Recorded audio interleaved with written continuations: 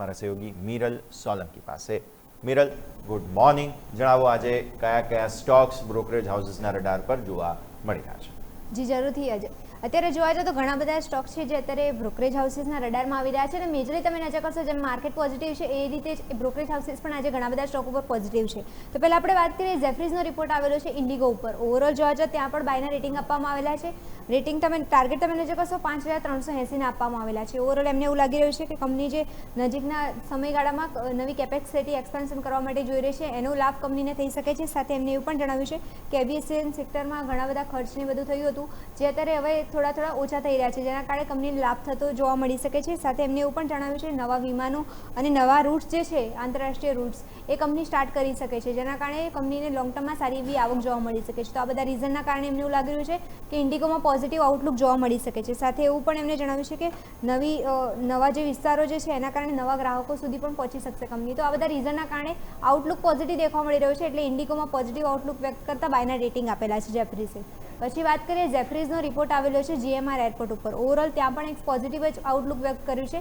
બાયના rating આપવામાં આવેલા છે, 125ના ટાર્ગેટ આપવામાં આવેલા છે. ત્યાં એમને એવું લાગી રહ્યું છે કે કંપની અત્યારે પોઝિટિવ કેશ ફ્લો ઉપર ફોકસ કરી રહી છે જેના કારણે લોંગ ટર્મમાં એમને સારો એવો ફાયદો જોવા મળી શકે છે. સાથે કંપનીને જે 3 સેગમેન્ટ જે છે એરો છે, નોન એરો છે અને રિયલ એસ્ટેટ જે છે 3 સેગમેન્ટમાંથી કંપનીને આવક લોંગ ટર્મમાં સારી મળી શકે છે. એટલે એ 2 રીઝન છે જેના કારણે એમને એવું લાગી રહ્યું છે પોઝિટિવ આઉટલુક જોવા મળી શકે છે. સાથે લેન્ડ મોબિલાઇઝેશન જે છે એમાં પણ કંપનીનું મૂલ્ય જે છે એ સારું એવું જોવા મળી રહ્યું છે જેના કારણે કંપનીને લોંગ ટર્મમાં ફાયદો થઈ શકે છે. તો આ 3 રીઝનના કારણે એમને એવું લાગી રહ્યું છે કે કંપનીમાં પોઝિટિવ આઉટલુક દેખવા મળી શકે છે એટલે બાયના રેટિંગ આપવામાં આવેલા છે જીએમઆર એરપોર્ટ ઉપર.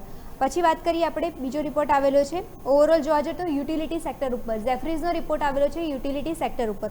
ઓવરઓલ એમને ત્યાં પણ એવું લાગી રહ્યું છે કે રિસ્ક રિવોર્ડ સારા દેખવા મળી રહ્યા છે સેક્ટર માટે. એમને જણાવ્યું છે કે 2027માં ટ્રેન્ડિંગ જે અત્યાર સુધી થોડું નબળું હતું પણ હવે ફ્યુચરમાં સારો એવો સુધારો જોવા મળી શકે છે.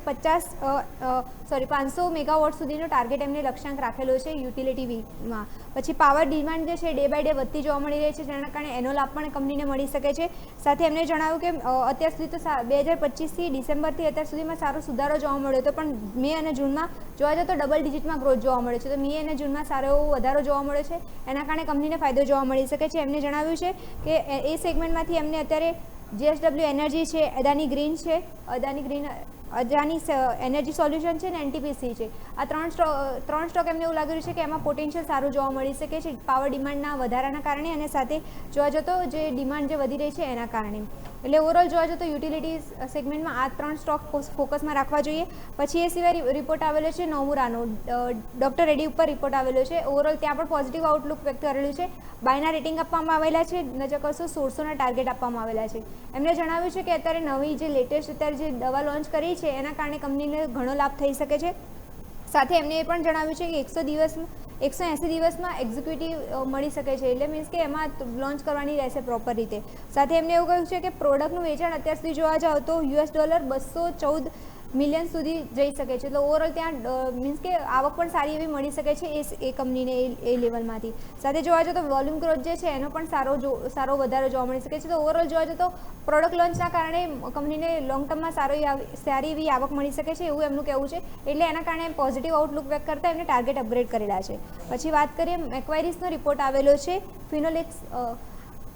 ફિનોલિક્સ મિલ્સ ઉપર. ઓવરઓલ જોવા જાવ તો ત્યાં પણ એમને પોઝિટિવ આઉટલુક વ્યક્ત કરેલું છે. આઉટ પરફોર્મના રેટિંગ આપેલા છે. ટાર્ગેટ તમે નજર કરશો 2100 આપવામાં આવેલા છે.